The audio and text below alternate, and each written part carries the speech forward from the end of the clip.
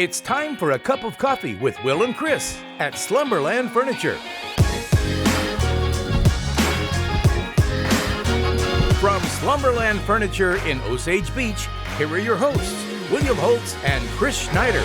It's that time for your weekly cup of coffee right here at Slumberland at the Lake. Wild Will. Uncle Chris. And does this look like the face of a guy who picked the Missouri Tigers to win it all? Yeah, it does. Yeah, okay. Well, I was going to say looks can be deceiving, but apparently not. But I'm doing well. All right, so we're going to update you on our high stakes standings, March Madness in full swing, couple-day break before games get back underway. We've got Brenda Meyers with the Corvette Club. Man, it's a cool organization with a really cool event coming up. Wow. Have you seen some of those vets from over the years? They're like the coolest cars. Yeah, I'm going to see you driving one of those around the lake. I couldn't even get in it, or get out of it, Some crazy local headlines. Hey, we're going to visit about FEMA. We've been talking about and hearing about the new flood maps that they're entertaining, rolling out. Could be a real dangerous thing for anyone here at Lake of the Ozarks. Plus, a new Lake Area Republican Club formed. How about that? Interesting. And Preserve at Sycamore Creek offers free rent to the families who are affected by the wildfires over the last couple of weeks. That and a whole lot more after this from Slumberland at the Lake. Hey everyone, it's Daryl Cunningham with Slumberland Furniture at the Lake. You need to come in and take advantage of our Spring into Savings sale? If it's time for that spring cleaning or just a new look for spring, you need to come check out our new arrivals. We have furniture and accessories. Don't forget, we deliver the entire lake area, and not only are you going to get the sale prices, but we have interest-free financing for 36 months. Come see us at Slumberland Furniture. We're bringing happy home. All right, so make sure you tell them that Uncle Chris and Wild Will sent you when you come in and stop by here at Slumberland at the Lake. And as promised, Brenda Meyers, she is the president of the Lake of the Ozarks Corvette Club. And man, Brenda, I got introduced to your guys' organization a little over a year ago, and all kinds of great stuff going on. But right now for you guys, so many exciting things. And so tell us just a little bit about what is the Lake of the Ozarks Corvette Club. Well, the Lake of the Ozarks Corvette Club was founded in 2000. April 9th of 2000, we had our first official meeting. There were 16 members present at that meeting. And we have grown over the last 25 years we have about 200 members and 190 Corvettes collectively among all the members. So it's exciting. We have a lot of fun. We love to drive our cars. We love to be part of the community And I take it you have to have a Corvette, right? You do have to have a Corvette to be in the Corvette Club. And you said 190 different Corvettes. And all generations. You mentioned you guys were started, man, that's been forever. And you guys have a big anniversary kind of coming up, right? Yes, we do. And next month it will be our 25th anniversary for the Corvette Club.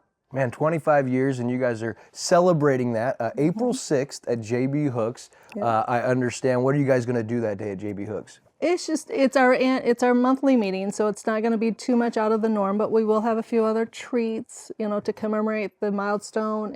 We'll probably have some memorabilia there, some of the scrapbooks from past years. I've actually started a segment in our monthly newsletters called Looking in the Rearview Mirror, where I kind of take a couple years at a time and kind of explain how the club has evolved over those years. Yeah. And stuff like that. So it's been a lot of fun. And your guys' big annual event that has grown now, getting ready to enter its 5th year, is Corvettes in Paradise. And this is where I really first got to see the Lake of the Ozarks Corvette Club on full display. And so talk to us about this event as it's grown. Okay, our annual Corvettes of Paradise is going to be held on April 26th at Margaritaville Lake Resort. It was started in 2021, so this is our 5th annual. We get 100 cars, the first 100 cars registered for the show get indoor parking in Wingate Hall. And it is amazing to see that many cars in one spot. We have 147 cars registered for the car show. We can take a lot more, so there'll be a lot more outdoor parking as well too. We have 11 states represented with over 30 Corvette clubs represented at this car show. And so for people out there that are like, man, I'm not really part of the club, but I would love to see all those cars, people can come, right? They can. It's open to the public from 10 to 3 on Saturday the 26th. The cars will start arriving into town, so you'll start seeing a lot of Corvettes driving around. They usually come in on Thursday, and especially the ones that are parked inside, we start parking inside on Friday. Yeah. And it's just so the public can come out and look at these cars, talk to the owners, get excited about it. We love to share. Yeah, and as you see some of the visuals from last year from the event, and it keeps growing. And one thing I love about this event is it's not just like car lovers coming together and winning trophies. This is a massive fundraiser, and over the last 4 years, you guys have raised big money and made a big impact. Yes, we have. One of the ways we do the car show is we go out to our local area businesses and ask for sponsorships. And it's not even local. We have sponsors from Wisconsin, Alabama, all over the place. But we get sponsorships, and they're the ones primarily that help us fundraise for this show. 100% of the profits of this show go back to local area charities. And so I want to just, mention a couple of those the premier and signature sponsors. Our premier sponsor is LO Profile. Missy Pinkle has done a great job with our meet and greet on Friday nights with the registration guests and the club members. We do a lot of things at that meet and greet, but she has been awesome. LO Profile is a great avenue for us. Other signature sponsors, we have A1 Towing, and they're in Alabama. Like I said, we go out of state sometime for some of these. Elber's Real Estate Advisors are a new signature sponsor, and that is a $500 minimum sponsorship. So, they're doing more a lot. importantly, like over the last 4 years, $63,500 I saw given back. And so this year, make sure you mark your calendar, because on April 26th, you're going to want to go check that out. Like you saw just a little teaser on screen there. And for others wondering, Brenda, like, hey, like we've got a Corvette or we're getting a Corvette. How can we plug in and maybe look at joining the Lake of the Ozarks Corvette Club? I'm glad you asked that, because right before I came here this morning, I got a message from our website, which is www.locc2010.net. Mm-hmm. And a person had written in saying, hey, our friends are part of the Corvette Club. We'd like to join. How can we do it? Great. I just replied back, here's your membership application. Hope to see you at the April 6th meeting. So you check out our website, LOCC. There's a lot of other information about the car club. There's information about the car shows out there. There's a calendar of events. And then if you've got questions, you can still contact us through the website. And great people. I mean, you guys got fun people. I met David Lance, I know, who's a previous president, Mike and Sandy Funk, who really got me fired up about your guys' club. And so we'll see you guys there, April 26th. And if you can make it to JB Hooks on the 6th, I know you guys are celebrating that 25th anniversary. We are celebrating that 25th celebration, and hopefully that parking lot at JB Hooks is going to be filled with Corvettes that are from the lake area. Awesome. That's Brenda Meyers, president of the Lake of the Ozarks Corvette Club. And hey, whether you're driving a Corvette around the lake or you're on a boat on the water, we always want to remind you to drive safe and boat safe. This reminder brought to you by our friends at Price and Randall. The lake has it all: the scenic outdoors, the incredible events, and of course the water. But did you know 50% of all fatal boating crashes in Missouri last year involved alcohol? Although we know the lake is all about having a great time, we also know what's most important to you. So don't forget and always designate a sober captain ahead of time, so this summer won't be your last summer. This reminder to drive safe, boat safe, brought to you by Price and Randall, injury attorneys. Yeah, big shout out to our friends, Price and Randall Injury Attorneys. Love those guys. Yeah, and not just great injury attorneys, but love that they're taking the safety here at Lake of the Ozarks as far as driving, distracted driving, impaired driving, and of course on the waterways. How many stories do we see? And so we're really excited about partnering with Price and Randall Injury Attorneys over these next couple of years, especially through the summer season, right? Just to educate people on the dangers and make sure we're raising everyone's consciousness and awareness. You know, and it's funny though, I mean, unless you meet them personally, you don't know what kind of guys they are. The both of them, Price and Randall, they're such great guys. I mean, and I couldn't say enough about them. And I never want to get in a car wreck, but if I did, those would be my guys, no doubt about it. So, all right, hey, first local headline. Inmate found dead in Morgan County and an investigation underway. Sunday afternoon, the Morgan County Sheriff's Office posted approximately 9 a.m. that a female inmate at the Morgan County Jail was found unresponsive. Emergency medical personnel responded to the scene, but the female inmate was pronounced deceased.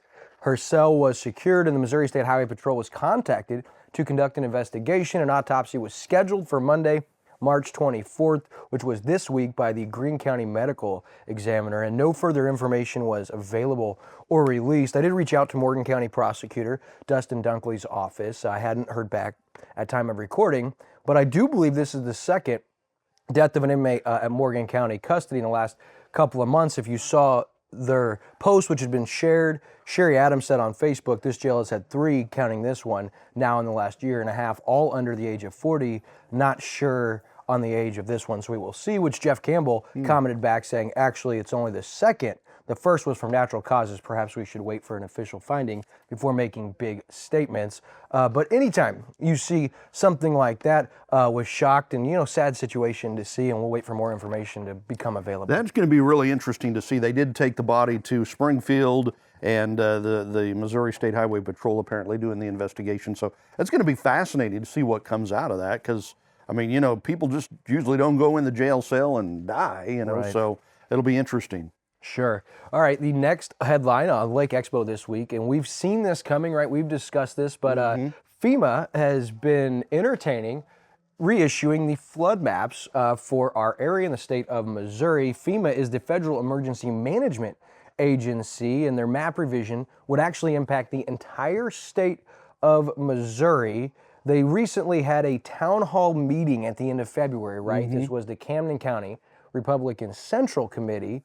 And the chairman, John Beckett, said that FEMA and SEMA declined an invitation to attend. But Stacy Shore, who's really one of the, I would say, advocates for this and educating and raising awareness on this, says that the new maps are revised as presented online, that there would be 10,000 properties in the new floodplain area, and they would be forced to pay for flood insurance. And the issue, they'll never need it. In a lot of instances, they can never afford it.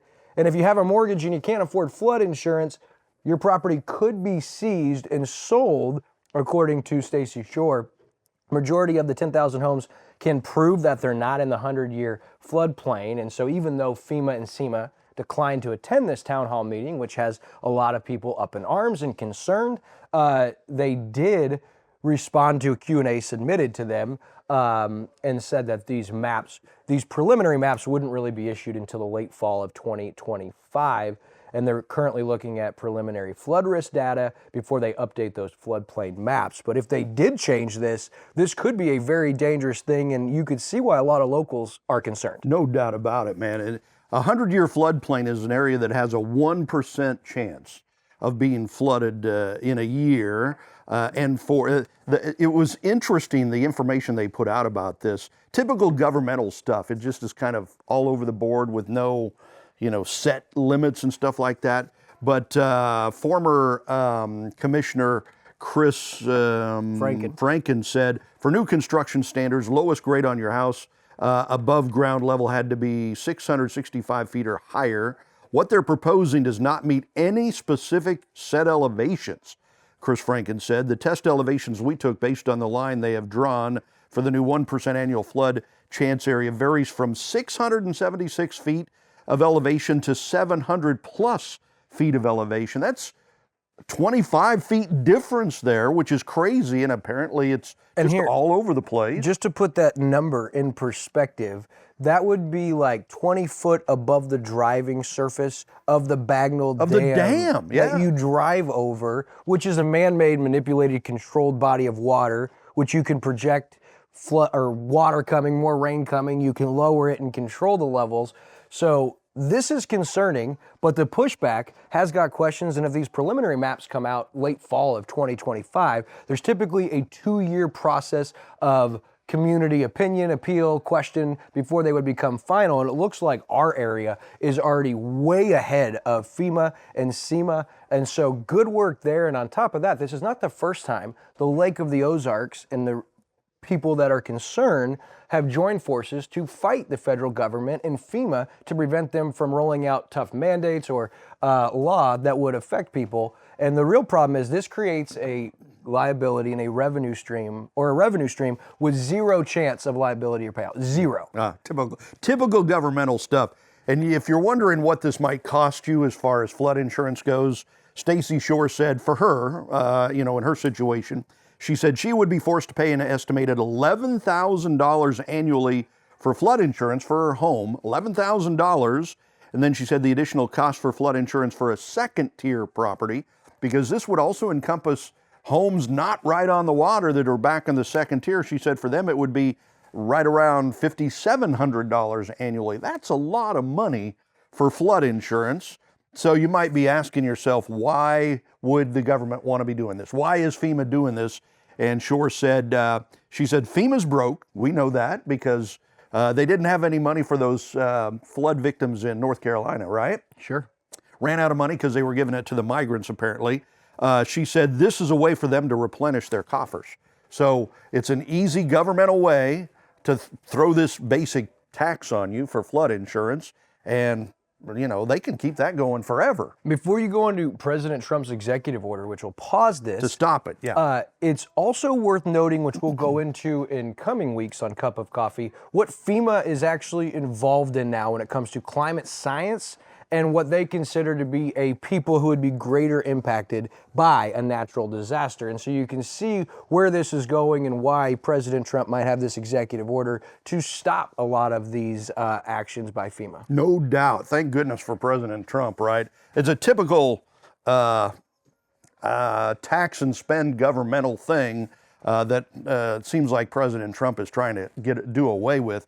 But Commissioner Ike Skelton urged attendees to contact Missouri Governor Mike Kehoe. He gave the phone number 573-751-3222, or send him an email through his online portal just to let him know that we're not happy with this here at the Lake of the Ozarks. This is definitely government overreach just to get more money, basically. And that matters, right? I mean, the more people that reach out and let their voice be heard, the more attention our elected officials have to give to those type of issues. All right, so our next one, this is cool news for Lake of the Ozarks, met online with mixed reviews, but it looks like the Lake of the Ozarks is going to get a couple of expansions down the road to both airports, the Grand Glaze Airport and the Lee C Airport, in a proposed 20-year plan. So we could have bigger airplanes and more hangars here at Lake of the Ozarks. Yeah, which is, I mean, as the Lake of the Ozarks area grows, you're going to need that, right? To get bigger planes, more people. Both airports are recommended to expand the runway length and width to allow for larger planes that land with higher approach speeds. And we've talked about this a little bit before. The Lee C Airport has the longest airstrip here at the lake, just about 6,500 feet long and 100 feet wide. So they're looking at, expanding that.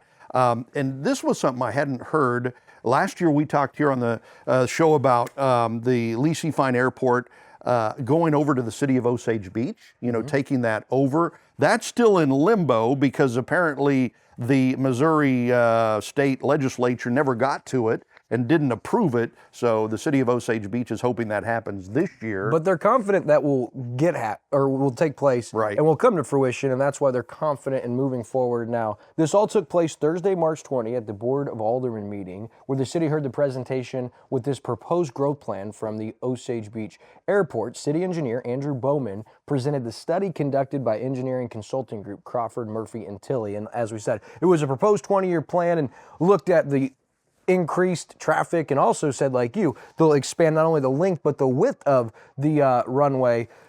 Cost estimates, completing their master plan report, and then seeking MoDOT approval will all still have to take place before they can proceed. But the planning is in the works, and as we said, we look at the future of Lake of the Ozarks, this is booming our area, and we're just now scratching the surface. So it's cool seeing some of the local municipalities starting to be proactive before you hit those windows where you have to act immediately. And some of the things, along with increasing the size of the runways and stuff, new full-length paralleled taxiway that will, allow other planes to come and go. New hangar development, additional apron space for itinerant aircraft, a new terminal building, vehicle parking lot improvements. So they're talking about a lot of stuff here. Probably the biggest part of this is figuring out what the cost is going to be and if they can actually do it, right? Sure. Sure. All right, so we'll keep you guys posted there. Now, before we go into the Huggies story, listen, there's a local sophomore. I wouldn't mess with this guy, right? Yeah. Osage sophomore Caden Long just took home the Missouri State Powerlifting Championship on March 9th, which qualified him for the USAPL national event, which was just held this last weekend. Well, he competed and won the 82.5 kilogram national championship. Wow. And look at these numbers. I mean, right? these are in the Will Holtz numbers, like what you can power lift and stuff. No, dude. this is ridiculous. So he was able to squat 480 pounds. Wow. Bench press 297 pounds. Wow. Deadlift 468 pounds. His total was 565 kilogram, which I don't know what that means. And his dot score was 385, which was 24 points better than it ever had been. So he is your 82.5 kilogram national champion. Caden Long right here from Osage, a sophomore. Pretty impressive, and he's already hungry for more. He'll compete again next month, and he's looking to hit 400 dots as a sophomore, which is, I guess, the overall scoring system. But, man, those numbers tell me this kid is a beast. Yeah, I wonder if he's on the football team. I think he took part in something recently to help raise money for the School of the Osage football program. So I'm thinking maybe he is on the team, or I'm thinking Coach Jolly would love to have him there. That's for sure. I would think. I'll have to go back Probably and a look. stud. And a lot of times, it's hard to remember. Like, we don't give the linemen, enough credit. And sometimes those beasts in the line, they don't get a lot of the attention and love. So we'll look into that. But Caden Long, man, national champion from right here at School of the Osage. Congratulations, Caden. All right, so Huggies donates 215,000 diapers to the changing table here recently through the National Diaper Bank Network. Kimberly Clark and Huggies brought crucial support to over 4,300 children in mid-Missouri. And they got a lot of help because apparently the changing table doesn't really have a place to receive all this or to hold all this. So it wouldn't have been possible without the generosity of Lake Movers, right? So Lake Movers steps in, and what they do is they accepted the delivery, unloaded the truck, and is storing thousands of diapers until there's space to bring them over to the changing table. So way to go, Lake Movers, to step in and do that. And Midwest Roofing. That's right. Sent staff to help load and unload so it didn't take time. And this is just like a microcosm of our Lake of the Ozarks community, where the nonprofit realm really is the lifeblood of Lake of the Ozarks. And Executive Director Laura Atkinson said she could not thank Lake Movers, Midwest Roofing, and of course Kimberly Clark, Huggies, and the National Diaper Bank Network enough, as again, this will bring direct impact to 4,300 children in mid-Missouri. And in case you're wondering, like, what is the changing table? Their mission statement is to improve the health and dignity of mid-Missouri families by providing sustainable access to diapers and period products. Of course, we talked about the March Padness bracket challenge where they're fundraising and competing. That was with the changing table. And so really cool to see Huggies get involved, right, on a national level. You don't think about that unless you've got small kids. Diapers are so important, and they're not cheap, man. I'm still paying off credit card from paying from diapers. No kidding. They're no joke. All right, so hey, another local headline. There's a new Lake Area Republican Club being formed. This is, according to KRMS, the report says new Republican Club is being formed in the Lake area by co-organizer Dr. Lisa Thomas. The former state rep in the Missouri House says there's a few more steps that need to be taken, like electing officials, selecting a name, as well as for the club and to get the nuts and bolts in place. Well, it appears they might have their nuts and bolts in place. And if you look at the Lake area online threads, the locals had a lot to say, as it was met overwhelmingly with negative feedback from people online claiming this is a rhino club, go back to Columbia, this lady is nuts. So it's interesting to see that there's another Lake Area Republican Club being formed by Dr. Lisa Thomas. Yeah, and we talked last week here on the show about the Ballparks National getting caught in the middle because Dr. Lisa Thomas had something out for Jeff Vernetti, and Jeff still is partial owner of Ballparks National. So apparently from the story, Lisa Thomas stopped the grant from going through that would have helped Ballpark National and help the whole community, basically. Yeah, So allegedly there was a whistleblower that kept the investigation going on. Yeah, there seems to be a fight going on there, and it looks like this is an extension of that fight.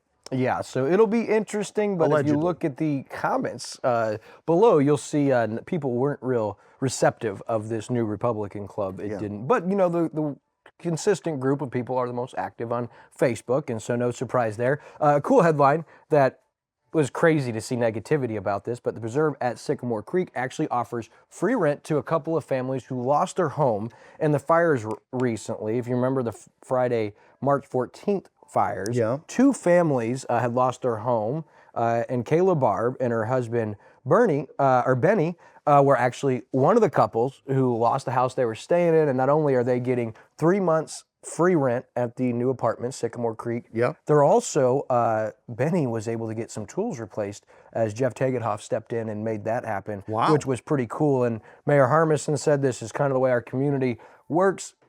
And what I wanted to say about this is because there's negativity in the comments about why they would do this, and it's like, well, they did do this, and I don't see other people stepping up to offer a free living situation to somebody who's in need.